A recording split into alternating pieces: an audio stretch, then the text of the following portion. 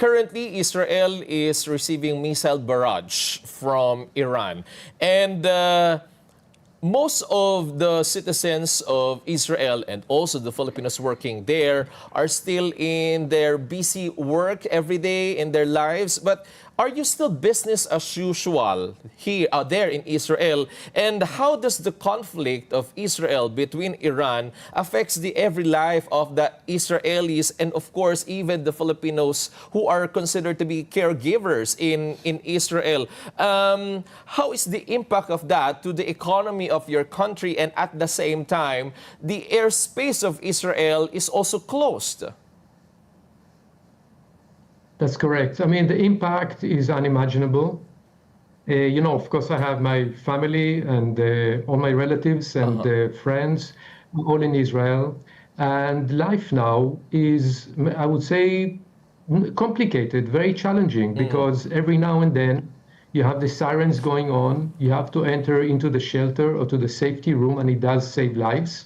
And it happens again and again, so people are not really sleeping properly. We have announced last Friday, early hours of Friday morning, last week, 5 days ago, the government has declared an emergency situation, which means that the Israeli economy, Israeli society is operating in an emergency mode.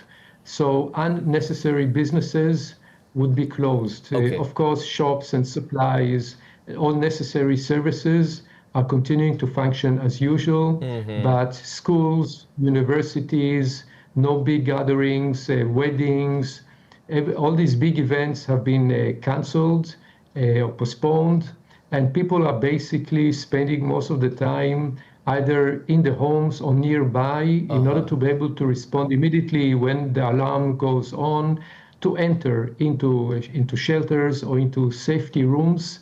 So the day-to-day life in Israel is has really interrupted. But it is important to say, Israeli people are resilient.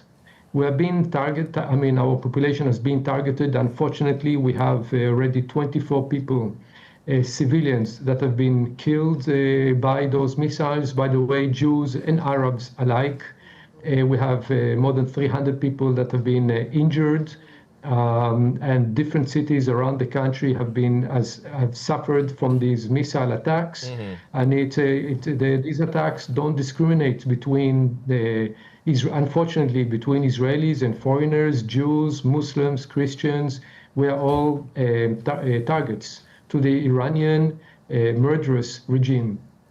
But Ms. Ali, I'll just want to add this question. But the lines of communication are still working? Are they still open, like the internet connection, the telephone lines? Because that is very important right now in order for the Filipinos to keep in touch to each other and also to update their families here in the Philippines. Absolutely, yes. I mean, of course, Israel is it's a country of technology, so services are working, functioning. We have the Home Front Command, which is responsible for dealing with issues at home, so with the civilians, and they are responding immediately whenever there is a missile falls and explodes. They go to the sites. We rescue people, and services are being given. It's important to say regarding the Filipinos, and obviously we're now in the Philippines, and the Filipinos in Israel are part of our concern, and they are part and parcel of the Israeli society.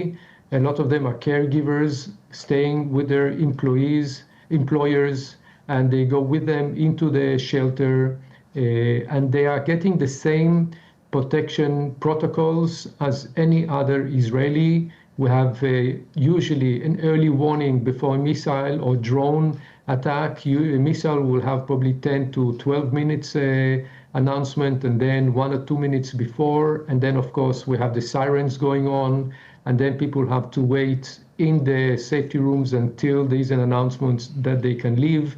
There's an app that every phone will get on the app, the alarms from the Home Front Command. So everybody knows how to respond and how to deal with this situation.